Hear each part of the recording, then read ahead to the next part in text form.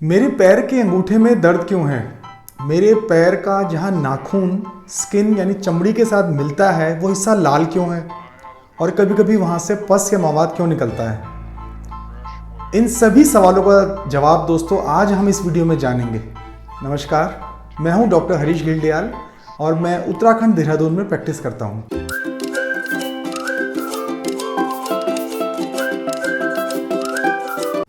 आज बात करेंगे एक ऐसी प्रॉब्लम की जो बहुत कॉमन है लेकिन जिसके बारे में इसके ट्रीटमेंट के बारे में लोगों को ज़्यादा नॉलेज नहीं होती।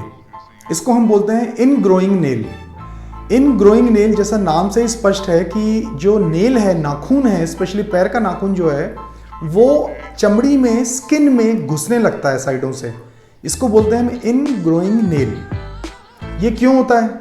इसके कई सारे कारण हैं, जिसमें कि मुख्यतः ये है कि अगर हम टाइट फुटवेयर्स पहन रहे हैं, सही फुटवेयर का हम निर्णय नहीं कर पा रहे हैं, वो टाइट हैं या उनकी शेप आगे से इस तरह की है कि वो पैरों को दबाते हैं सामने से, तो ये प्रॉब्लम हो सकती है। या हम जेनेटिकली अगर प्रीडिस्पोज्ड हैं तो उसमें भी कई बार हमारी शेप जो टोस की होती है वो इस तरह की होती है कि वो नेल्स जो है आगे जाके स्किन में धंसने लगते हैं। और भी इसके कई तरह कारण हैं, कुछ स्पेशल पोस्चर्स हैं जिसकी वजह से ये हो सकता है। अब सवाल ये उठता है कि ये कैसे पता लगे कि हमें इनग्रोइंग नेल की प्रॉब्लम है। तो इसको जानने का सीधा सा आप ये पता कर सकते हैं कि देखेंगे कि आपके जो पैर का अंगूठा है, बड़ा अंगूठा, आप देखेंगे उसके आसपास की जो स्किन है वो रेड हो जाती है, वहाँ पे दर्द रहता है।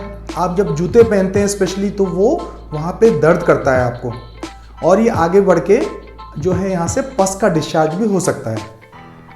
तो अब इसका ट्रीटमेंट क्या करें अगर ये आपको लगे कि मुझे इनग्रोइंग नेल की प्रॉब्लम है?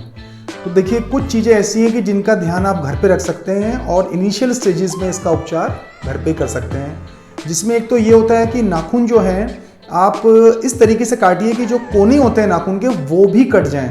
हम लोग नाखून काटते हैं तो बीच में से काट के कई बार साइड के जो नाखून है वो छोड़ देते हैं या उनको उतना नीचे तक नहीं काटते, जो एंगल होता है किनारों का, तो किनारे बढ़ते चले जाते हैं और आगे जाके वो स्किन में धंसने लग जाते हैं और आगे जाके वो धंस के फिर वहाँ पे क्रैक करके स्किन को इन्फेक्शन पैदा करते हैं, जिसको हम इनग्रोइंग नेल बोलते हैं। तो एक तो कटिंग का ध्यान रखिए, जब भी आप नाखून काटें तो बराबर काटिए सामने से और एंगल्स पे अच्छे से कोनों तक काट दीजिए। दूसरा ये कि जब कभी लग रहा है आपको कि इस तरह की प्रॉब्लम आपको हो रही है तो आप हल्का गुनगुना पानी बाल्टी में लेके 20 मिनट सुबह 20 मिनट शाम पानी में पैरों को डुबो के रखें। और एक कोई भी कॉमन एंटीबायोटिक क्रीम आपके घर पे हो तो उसको आप पैर के जो कोने हैं, किनारे जो लाल हो गए हैं, जो दर्द कर रहे हैं, वहाँ पे लगा के रखें। और टाइट फुटवेयर्स, जूते इतने दिन आप न पहनें। इससे आप जो इनिशियल स्टेजेस में अगर आप हैं तो आप घर में ही इसका उपचार कर सकते हैं।